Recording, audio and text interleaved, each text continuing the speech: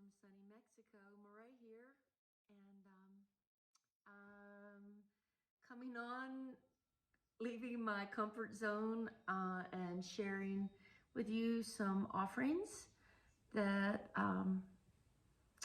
I've decided to create for other people from knowledge that I've used and gathered over my life. Some of you probably know I am a Usui Reiki master and have my training in advanced Karuna Reiki and Rainbow Reiki, and that I use the stones in my healing process, and a lot of other things come to bear when I have a client. But I have decided to also offer other things that have been meaningful to me in my life, and that I've been spending the last 10 months of my life here, since I live a pretty solitary life, working with and using. And one of those things is the tarot deck. There's a lot of feeling around card divination. Some of it is fear, and some of it is thinking that it's a dark thing. But actually, if you read Carl Jung or Joseph Campbell or any of those psychologists and the way of feeling about archetypes, the tarot deck is 78 cards, and there is the Fool, who's the first major, and he stands alone as 0, and then the next 21 cards are the other majors. And these are the archetypes of the collective unconscious and represent our own spiritual journey. I'm not going to do maybe in the future I will, but I'm not going to do a teaching here. I thought about, because I was looking at the Fool. Here it is in the Rider-Waite deck, the most common image people see, and the first card, even though it's 0 in the deck. And here in the Hanson Roberts deck is the Fool.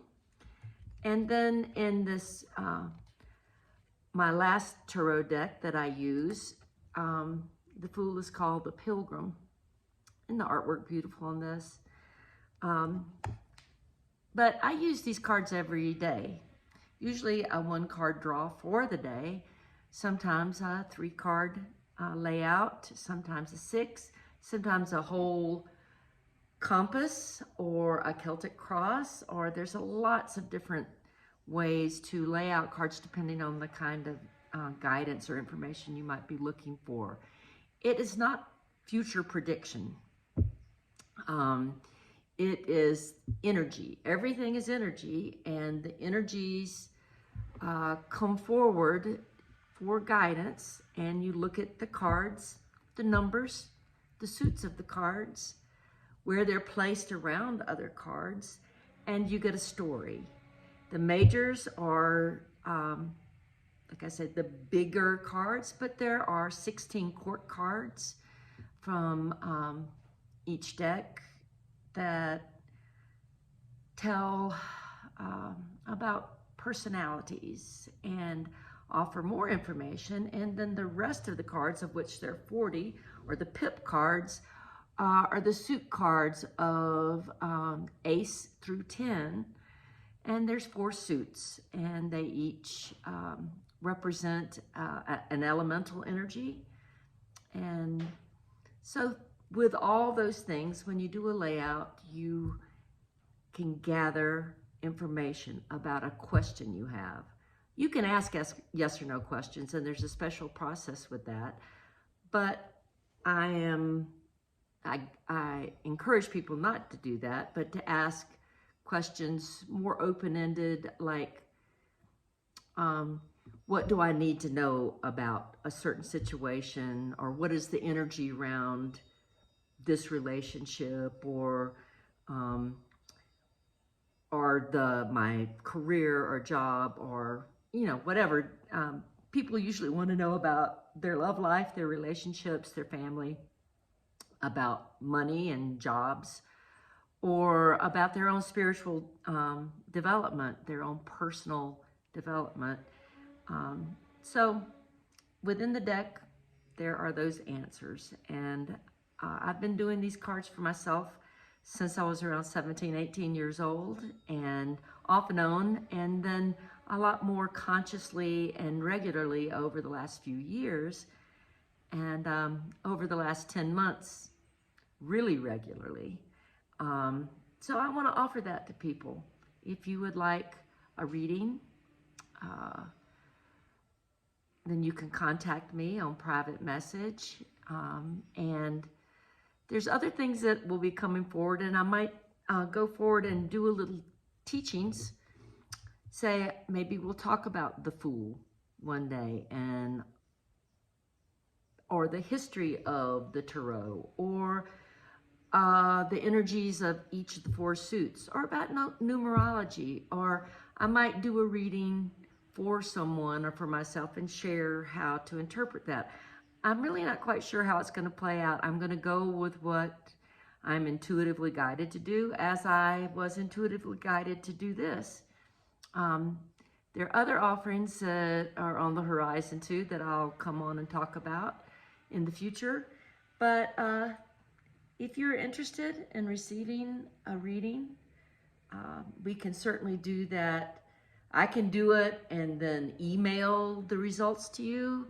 It can be done over the phone. We could probably do it through Zoom. I'm going to learn how to do that, but it would have to be a shortened version. I would imagine a full reading would take anywhere from 30 minutes to an hour. I really believe in this process. It has been a great support to me, and I think it can be a great support to people. It's not a party game. It's not predicting the future, because we all have free will.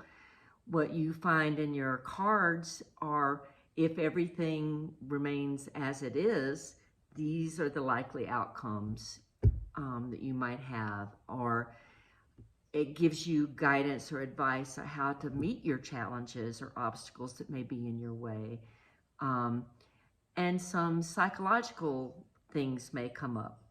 Just to know that as a reader of cards, it's never something that comes from a place of judgment, but from total neutrality. And it would be done in a completely confidential way, so that anything that comes forward or any questions you have would always stay with me. As anything that comes up for me in my Reiki work, it's the same. Confidentiality is important, and everything would be handled in a very professional, caring, and compassionate way. I'm here to hold space and be present for my clients, whether they be on the table, whether they be sitting with me while I do a card reading, an energy clearing, or whatever process that I'm offering. Anyway, thank you for being here. Enjoy the beautiful full moon. I was told this was the day to put this out there and share with you. Much love, many blessings to all of you. Talk to you soon. I'll be back.